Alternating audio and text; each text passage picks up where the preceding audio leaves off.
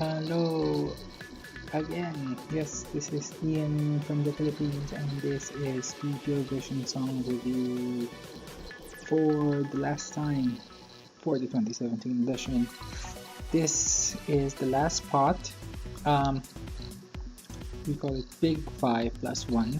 These are the countries that has the biggest contribution for the EBU, not just Eurovision Song Contest.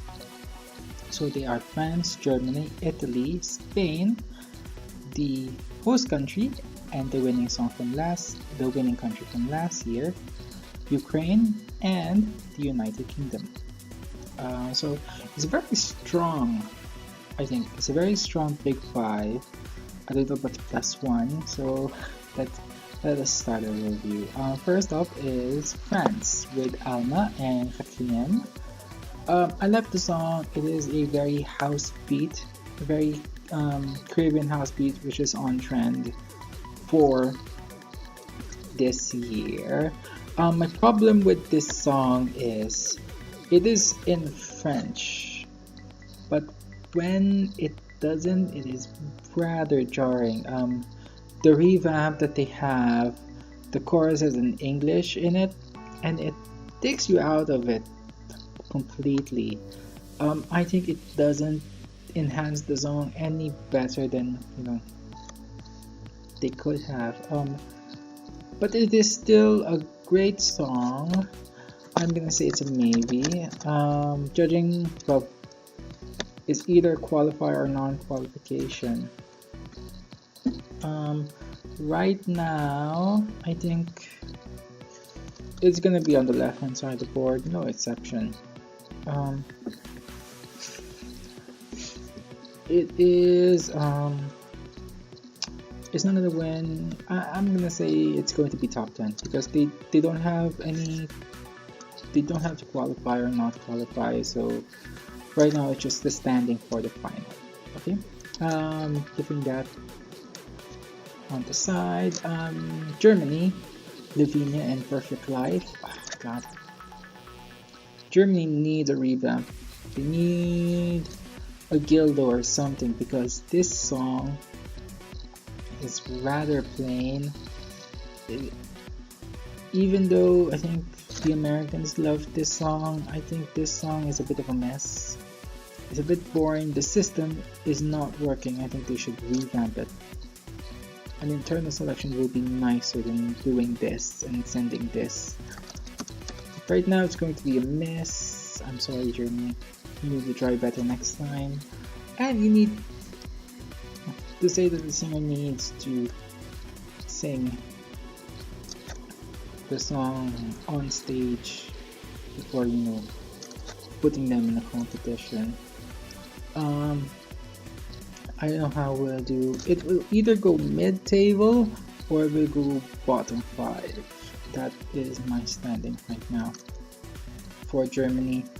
It is forgettable, and if they have a forgettable staging, they might do themselves the worst notion of having the double null point, because right now it's 100% jury and 100% televote, and if they get those both at 0, it is going to be a disaster for them.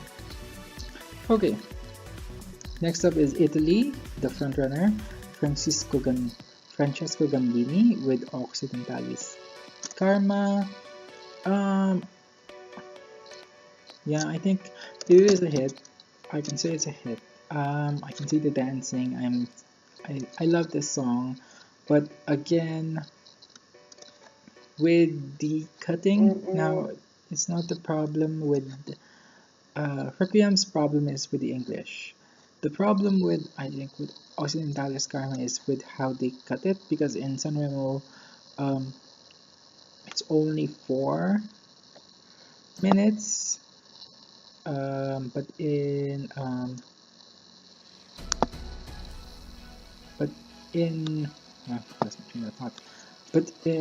the Eurovision is streaming, so they have to take at least a minute out of the song.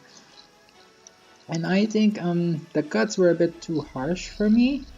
There were some instances where I liked, but then there's the first intro is a bit harsh. They shouldn't have cut that. But I think the public won't care a bit. I care because I'm a fan. The juries won't care. I think it is the front runner. It might win the Eurovision, but I'm gonna say it's going to do a 2015, going top 3 or top 2. Okay. Spain, Manuel Navarro, and Do It For Your Lover. I do have a bit of a thing with, Spain Eurovision fans, because if it's a great song, they over value it, and if it's not what they like, they over undervalue it. Same with Do It For Your Lover. I know Manuel Navarro, Do It For Your Lover.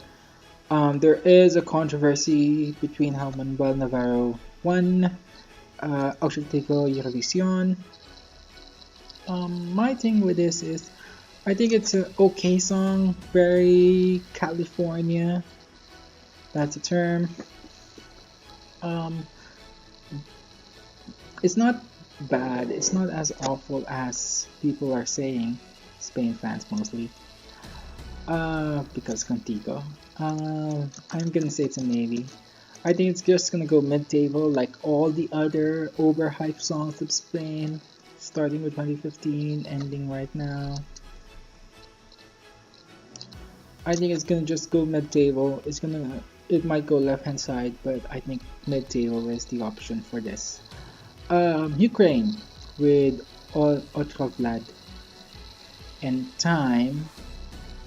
Look, Ukraine has, for the past 3, if you count Eurovision, has always done something special. When they host last 2005, they went with a rap song, and now they went with the rock song. I think though it is the only rock song, the only band song in the competition right now. So for Time though, I think it's a miss. I personally do not like it. I think fans will be turned off by this, and voters will be turned off. And with the drama of Ukraine, I think they might do in Austria, but I think it's not going to be as bad as Austria with 0 points. So, they might get some points, but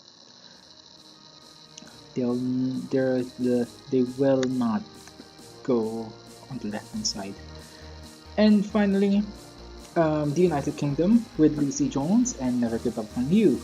Okay, let me put my bias on. I think I am an Anglophile and I love everything British. With this song though, in Eurovision in general, I think for the past years, 2 decades, the BBC has not taken it seriously, but I think they are slowly but surely trying to, build up the confidence of people. With last year, with Joe and Jake, even though they were, bottom 5, I think a lot of fans from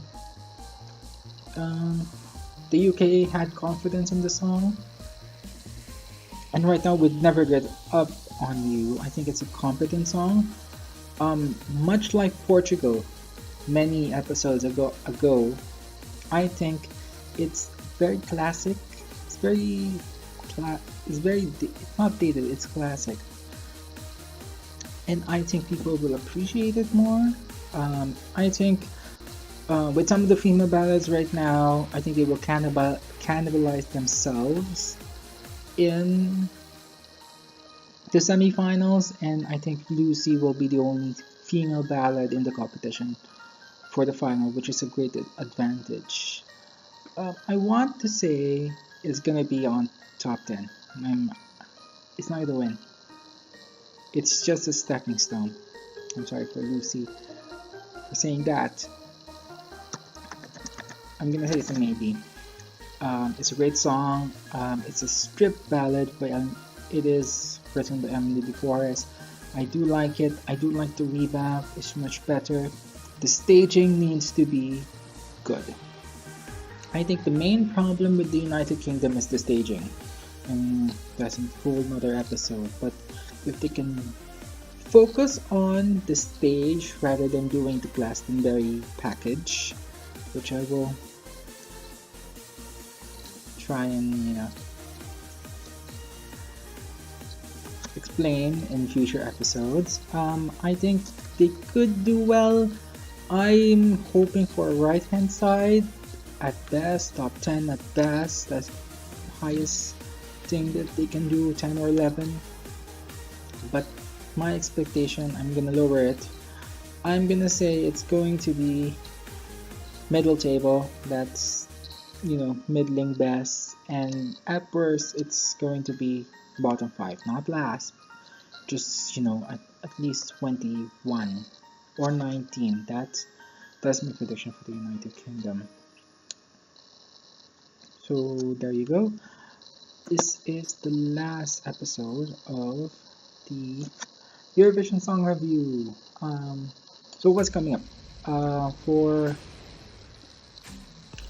April? After this, next week I'm gonna do a sort of a special regarding how do I judge, or how do you judge a song for the Eurovision Song Contest, and we're gonna do reviews for all the rehearsals in May, and finally in May the contest will arrive, and we will do our predictions for the first semi-final, the second semi-final, and the final.